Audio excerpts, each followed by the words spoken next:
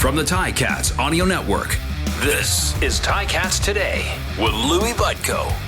Yes, it is Ticats Today for a Monday, June the 27th, 2022. Louie Butko on the Ticats Audio Network. Thanks for checking us out. Happy Monday to you. Final Monday of June. Wow. First time I've said that out loud, actually. Final Monday of June, because, of course, July 1st is Canada Day, and that is Friday, and that is when the Ticats return home. They'll host the Edmonton Elks, unfortunately, looking for their first win of the season, still following the loss in Winnipeg on Friday night. We'll have lots to get into on that. We'll hear from Coach O in just a second. We'll hear from Dane Evans as they spoke after the game. It was an off-field day for the Ticats. So no chance to get to talk to them, but we will be back at practice tomorrow. We're going to everything you need to know. And yeah, Ticats dropped to 0-3 for the first time since 2017. We'll discuss that when Luke Tasker joins the show. He was on that team back then. He's also been on some teams that haven't started great, but did turn it around to make it to the Grey Cup, so he's got some experience with where the Ticats find themselves right now, and we'll get into that with our friend Luke Tasker later on. If you haven't already, check it out on the Ticats Audio Network, wherever you found this show. Luke and Steve Tasker recently joined forces to interview Canadian Football Hall of Famer and, of course, all-time great Bills head coach Marv Levy. A really cool interview. Really cool to see Luke and his dad, Steve, both talented broadcasters, both talented football players, but both have a special relationship with Marv, and I encourage you to check that out wherever you found this show. Let's run through some of the stats. We don't need to go too deep into the Ticats' 26-12 loss Friday night. Dane Evans finishing the game 25 of 42, 237 yards, 2 interceptions. Again, the turnovers biting the Ticats. Just 2-1, the turnover difference. So turnovers going down, but they're still losing that turnover battle, which, as you know, is always one of Andy Fantuza's 3 keys to the game. And the Ticats have not been successful in that key. It was a good game for Tim White. He had 6 catches for 78 yards. Stephen Dunbar had 6 catches for 53 yards as well. Sean Thomas-Erlington, 6 carries, 29. Again, the Ticats just can't get the running game going. Only 7 attempts on the ground. So they have to get something going. They have to get something going on the run game. I think there's no question about that, as the Ticats finishing with just 32 yards rushing. 237 yards. Again, not a great offensive display by the Ticats, but they dropped to 0-3. Let me know how you feel about where the Ticats are. Let me know how you feel about Friday night. You can hit me up on Twitter at LouieB_TV, or you can email us at gameday@ticats.ca. We'll get some of your comments throughout the week this week. For more on Friday night's game, let's hear from the head coach. Here is Orlando Steinauer as he spoke after the game.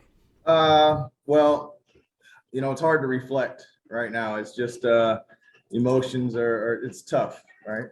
It's just tough right now. You know, at the end of the day, you put all your work in to win, and we didn't win. As far as, you know, breaking it down on what went awry, you know, I'm going off the top of my head right now. But obviously, we need to score more points. There's no doubt. I was definitely proud of our football team's effort. I didn't see any quit. I thought we just didn't seize our opportunities when the momentum hit us. Well, they're definitely tough catches. You know, you credit them. There was big contact there. Mm-hmm. There's big contact, but you know, everything happens bang bang out there. It's fast. It's you know, at the end of the day, they end up being turnovers, and you know, those are backbreakers the majority of the time. But we knew we were going to have our hands full, and you know, Zach's going to get out of the pocket if he can and create things with his leg. I thought we harassed him a little bit. We made some plays in the back end. It's about doing it collectively. You know, we always talk about complementary and situation football. So it's hard to single out certain aspects of the football team, but again, there's a lot of good in there. While we're not into moral victories, we're into W's on the board. There's a lot of the game plan that was executed out there tonight. I'm not really. There's nothing to really reflect on in that way. You know, there's things that we definitely need to do to win football games consistently. And so, that's more, to be honest, in all fairness, Justin, that's just media talk. Whoever everybody picks to play again is great. We're focused on internally what we need to get better. I saw that we got better in some areas, but like I said, we've got to win football games. Yeah, definitely in some areas that we emphasized. And that's just what we have to see, but, we've got to put it together collectively and win football games. But I definitely saw us get better in some areas. The specifics we do kind of keep behind closed doors. It's obvious that we need to score more points. We got to play better complementary and situation football. And when we have opportunities to seize momentum, we need to do that. And so that's about as much as I would go into publicly. I expect us to come out and get a win next week. That's the expectation. And we've got a lot of deep diving to do into this game. So if you can't just brush this one away, you can mentally, but we gotta get some things corrected. Yeah, and absolutely. But sometimes it's a combination. I mean, we didn't play flawless defensively. We had them backed up. We took a penalty. They're eating clock there, but yeah, it's usually a result of, it's a combination of things. That is the head coach and president of football operations, Orlando Steinauer, speaking after Friday night's game. Let's hear from the quarterback, Dane Evans. Again, 25-42, 237 yards and 2 interceptions. Not a great game for him, and here's what he had to say afterwards. We just didn't execute. We definitely had chances to definitely had chances, to be in that game, to even win the game. Just didn't execute. We did some good things. It wasn't all bad, but we just didn't do enough to win, not enough to win against 2-time champs, So we got to figure it out, man. We just got to figure out how to start executing. Bad luck right now, man. I'm going to keep every single one of those. The guy's been open, and just unfortunate, man. Just a string of bad luck. Much like a hitter being in a slump, it's kind of hitting us right now. And shoot, I mean, there's only so many times that can happen, and eventually it'll start going our way. That's all I can say about that. I told Steve on the sideline, I'm not going to stop throwing to him. I think he's got some of the best hands in the league. And I'm not going to let that stop me from throwing to him. He's been open on every one of those, and he's going to get the ball. Same with TRL, same with Braylon, same with all those guys. When they're open, they're going to get the ball. And if that happens, it happens, man. It's just part of the game. Yeah. It's not going to stop me from throwing the ball, I'll tell you that much. Growth, a lot of growth. Last year, both Tim and Steve were rookies to the CFL, not rookies to pro football by any means, but rookies to the CFL. And it's just a different league, right? So I think both of them have really started to understand more about the game, how to get open in and out of breaks that are just a little bit more unique to the Canadian game. I think they've both shown growth also in the leader aspect role. I think them, along with BA and Poppy, really we don't have any, young, quote unquote, young receivers. So I think all of them have elevated that and just growth through their game and in the huddle, So I couldn't be more proud of them. I promise you, I'm going to keep on throwing them the ball. They're explosive. They make a lot of plays for us. And this is not going to affect me throwing them the ball at all. I promise you that.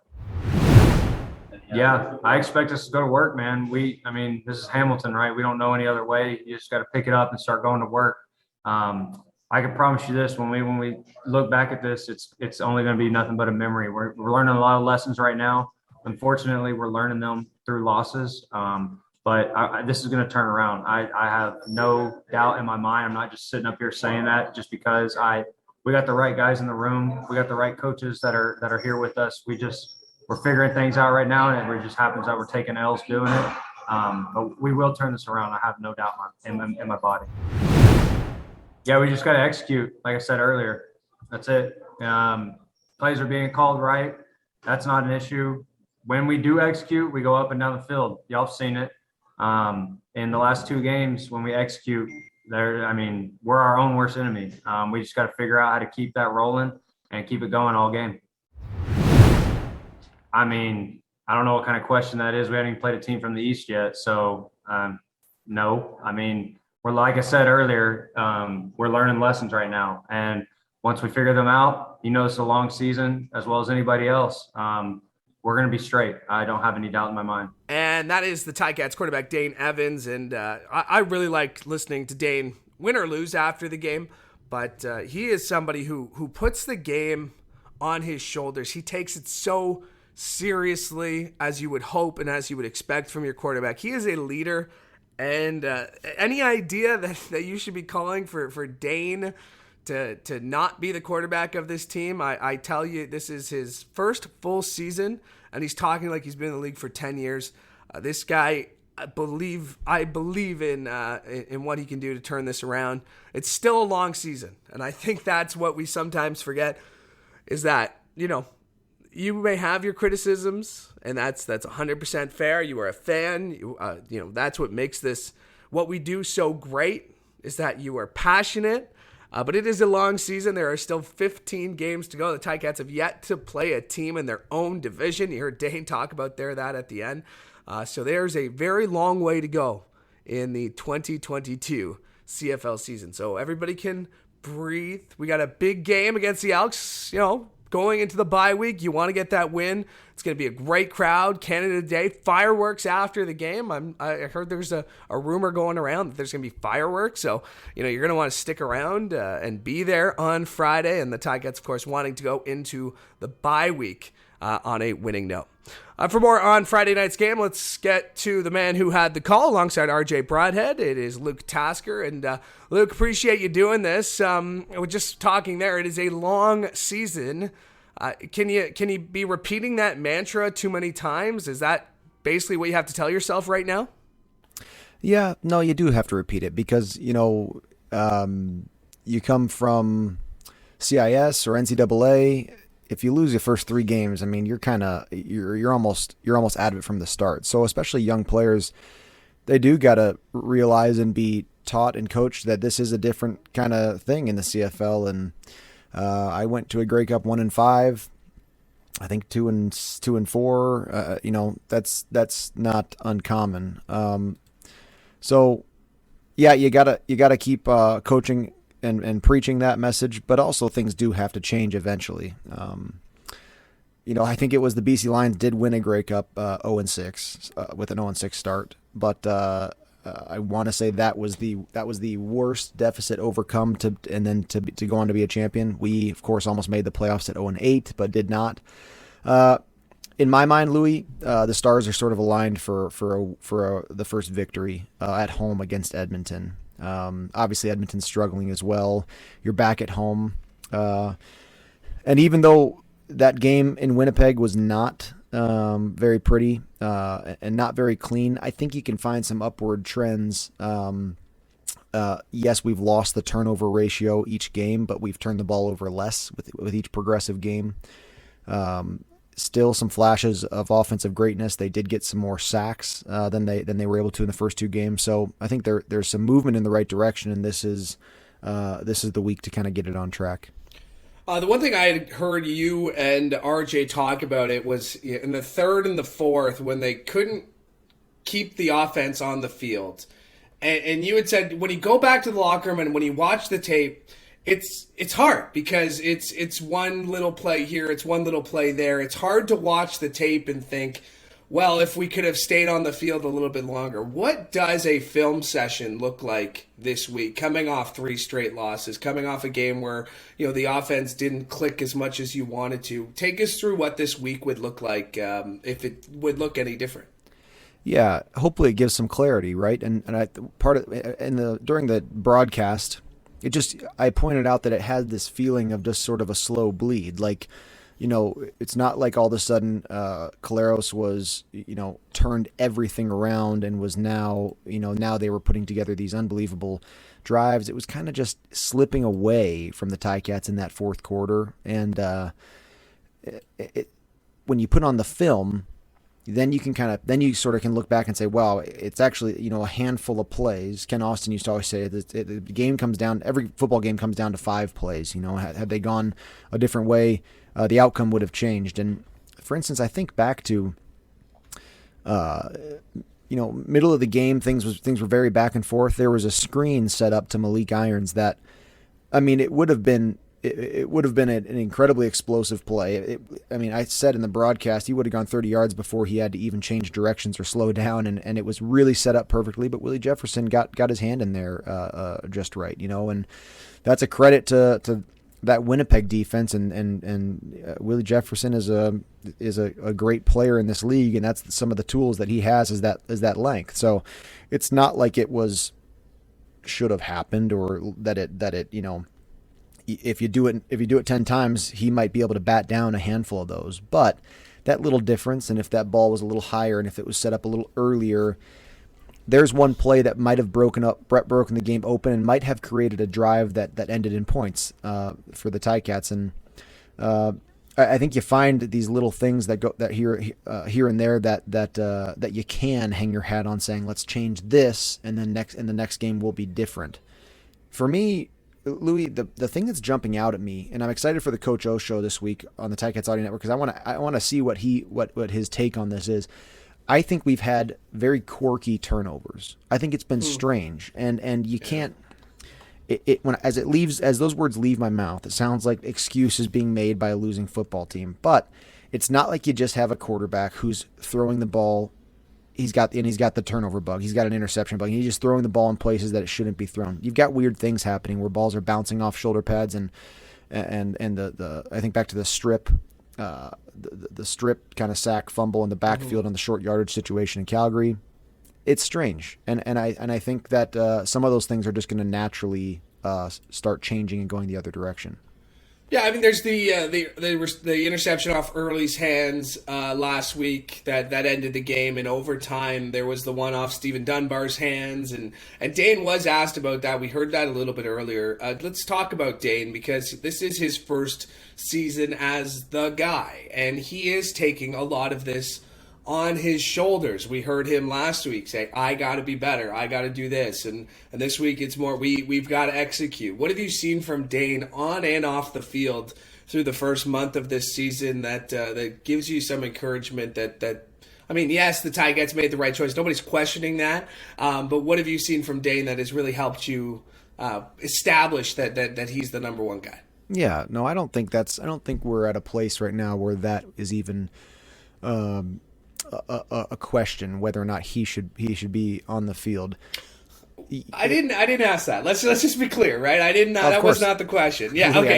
I know you're a Dane the people Evans from guy. the outside. I just want to be sure here. Yes, okay. Yeah. no, All right. no. Continue your answer. I would never, ever, ever, ever, ever say that. But Well, yes, not okay. never. I mean, we do have to start. No. You're right. That's okay. Go ahead. But no, I have no reason to think that like the glaring issue here is quarterback play. There's a lot of things to clean up, and I actually thought Dane was particularly careful with the football, especially through the first part of the Winnipeg game, in the sense that he was quick to throw it away when something breaks down, and that's the sign of somebody who understands how costly a turnover is, and sometimes you just have to let a drive die, but instead of trying to force something. And I thought he was clearly had that mindset of protecting the football.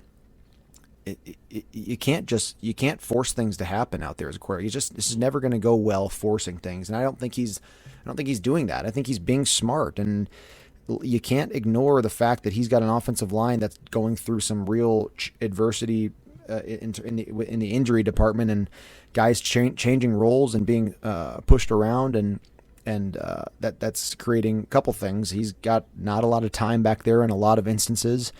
And the run game has not been able to be established very well throughout the season yet. And so that puts a lot on his ability to make passes, and oftentimes make passes under pressure. And, that's just football 101. That'll lead to turnovers unless a quarterback is very thoughtful.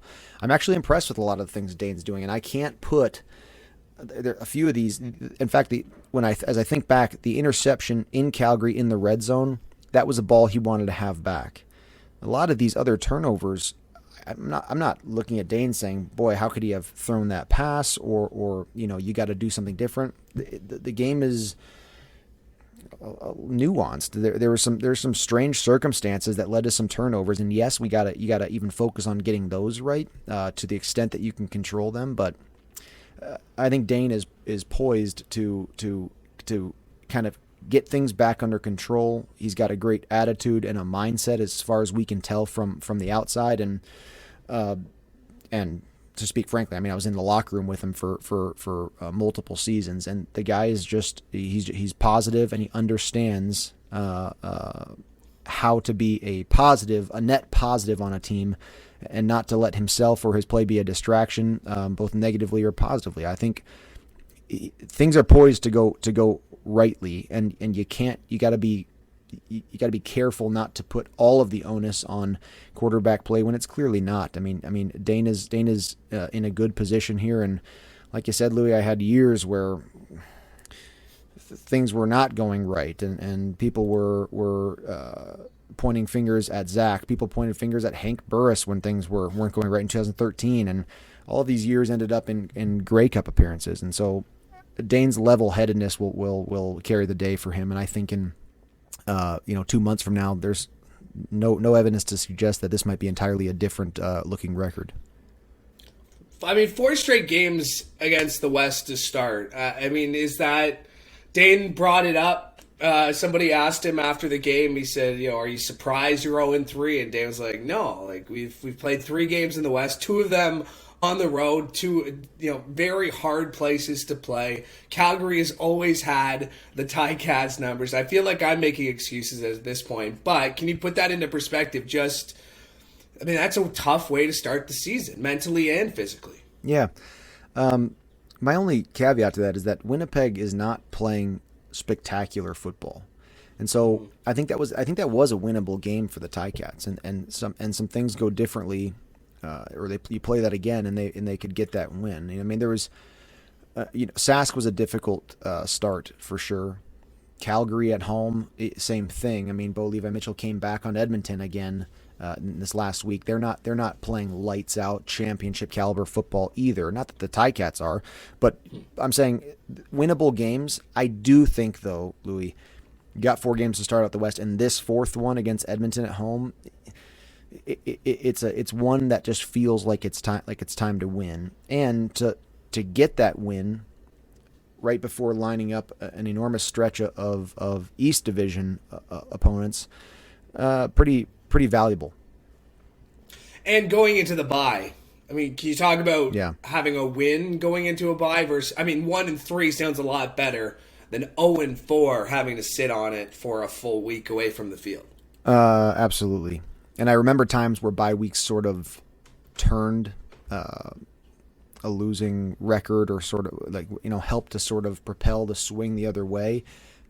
But boy, let me tell you, that 1-3 and coming off a win and kind of feeling like you turned a page on what was a rough start to the season, hugely valuable. And the bye week, yes, it's necessary and it's helpful physically for what you're going through over the season. And even the guys that we haven't talked about in any injury report, they've all got something that's nagging them. And that bye week is great physically, but mentally, and sort of for your perspective in this long season, it's valuable as well. And so if you get that win and that sort of positive energy, and then you can sort of use that week of recovery and kind of hit the ground running after that first bye week, it could make substantial, it could be a substantial benefit moving forward. Before we let you go, on the Ticats Audio Network last week, a brand new special around the Hall of Fame dropped. You and Steve Tasker. Any relation? It was just a coincidence. You and your dad, you and Steve, got to sit down with Marv Levy. First of all, sitting down with Marv, getting a broadcast with your dad. I encourage everybody to go check it out. But just tell us what that experience was like. It was awesome, man. And Marv, he was in his house, his home in Chicago. And for him to just, facilitate that interview and be willing and able to do that, he's an unbelievable guy, man. And I really wish we would have been in person with him. My dad and I recorded that from the One Bills Live studio in Buffalo and brought Marv in virtually. But I wish he was in person, because I feel like he's a guy who could entertain and continue to go on for hours about everything. And just cool stories about his Grey Cups and his time in Montreal. He is really he strikes you as being sincerely grateful for both his Canadian Football Hall of Fame induction, but also just his time in Canada and kind of what the CFL did for him as a coach and a person. And he's just an amazing football life, and it was cool for my dad and I to be able to do that, and kind of a nice, very, very cool special edition for the Ticats Audio Network.